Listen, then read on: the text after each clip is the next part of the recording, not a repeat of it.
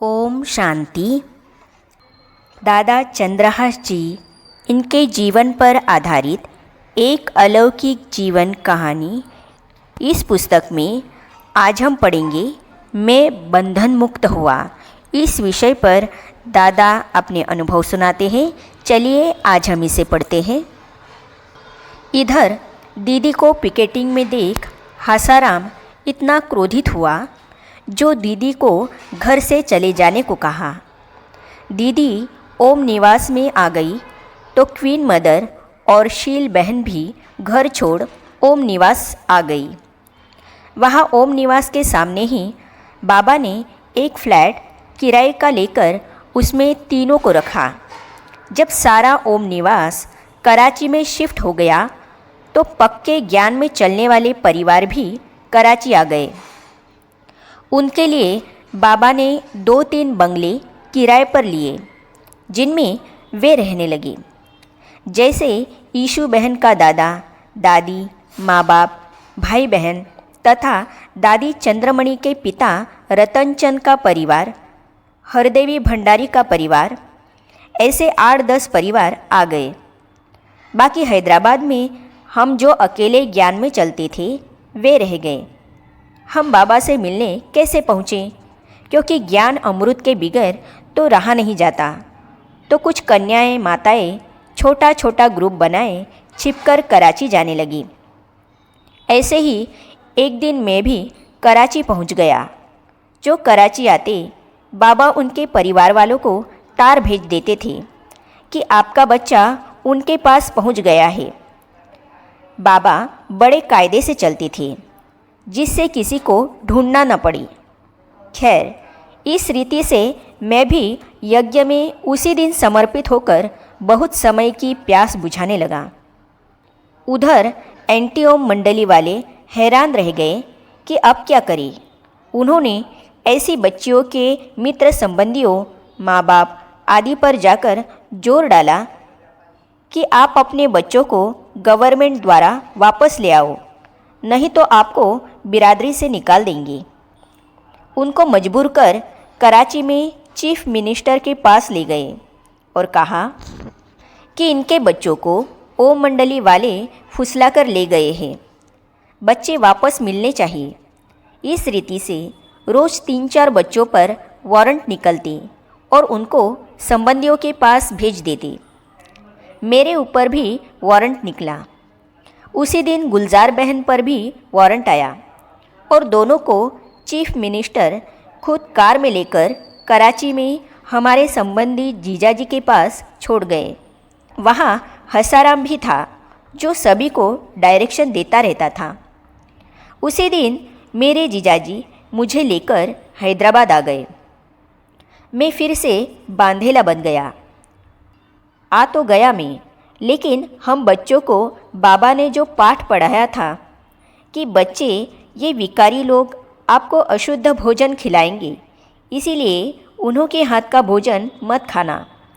वैसे भी तुम ब्राह्मण विकारियों के हाथ का खाएंगे तो तुम पर अशुद्ध अन्न का असर पड़ेगा। इसमें मैं पक्का था, इसीलिए मैंने भोजन लेने से इनकार कर दिया। उन्होंने बहुत ज़ोर ज़बरदस्ती की, लेकिन मैं अपने बात पर स्थिर रहा। जब 7-8 दिन कुछ नहीं खाया तो शरीर कमज़ोर होता गया। उनको डर लगा कि बच्चा कहीं शरीर न छोड़ दे, लोग क्या कहेंगे, मोह भी तो रहता है ना। सो उन्होंने छुट्टी दी कि भले ही अपने हाथ का बनाकर खाओ। मैंने कहा, आपके पाप का पैसा भी प्रयोग नहीं कर सकता, इसीलिए मैं कुछ काम कर उस पैसे से अनाज लेकर रोटी पकाकर खाऊंगा। अब ऐसे ही उन्हों को मानना पड़ा। मैंने दीदी जी से कुछ सिलाई का काम सीखा था, सो घर के ही कुछ कपड़े सिलाई कर उनके 6-8 आने अर्थात आधा रुपया लेकर अनाज ले रोटी पकाकर दूध के साथ खा लेता था। और कुछ बनाना तो आता नहीं था।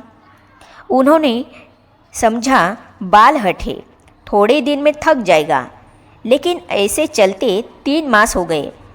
इस बीच एंटी ओम मंडली वाले आकर देखते और मेरे संबंधियों को कहते कि यह सब दादा के जादू का असर है, धीरे धीरे उतर जाएगा। इनको सिर्फ ओम मंडली वालों से मिलने नहीं देना। और मैं बाबा से मिलने को तड़पता था तथा यज्ञ के भाई बहनों से मिलने के लिए सोचता था।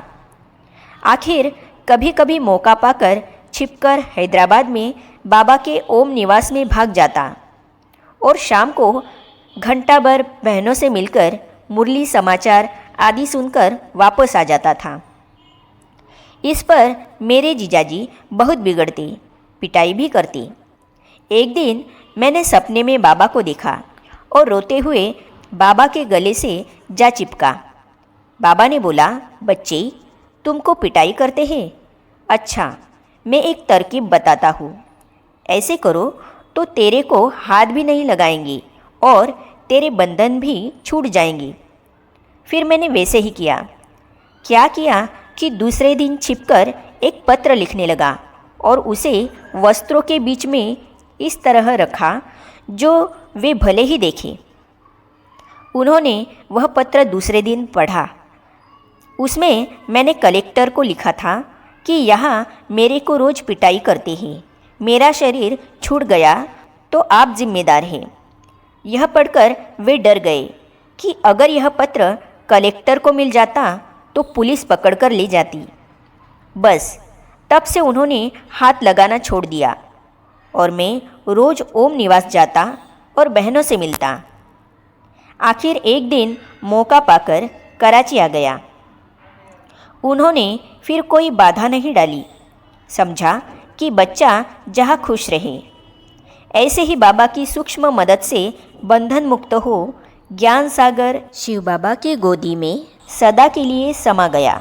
अपने अनुभवों में दादा चंद्रहास जी आगे लिखते हैं, एंटी ओम मंडली वालों के आंदोलन। अब जब बाबा की गोदी में समा गया तो यहाँ भी मुझे बाबा के गुह्य ज्ञान की वाणियों में बहुत रुचि उत्पन्न हो गई और मैं वाणियाँ लिखने लगा। तो इसे हम पढ़ेंगे अगली कड़ी में। तो ये जानने और पढ़ने के लिए इस चैनल को सब्सक्राइब करने के साथ ही साइड में जो बेल आइकॉन है उसे भी क्लिक कीजिए ताकि आने वाली सभी वीडियो और अब तक की सारी वीडियो आप तक पहुंचती रहेगी। ओम शांति। शिव शक्तियाँ आ गई धरती पे, शिव शक्तियाँ आ गई धरती पे, शिव शक्ति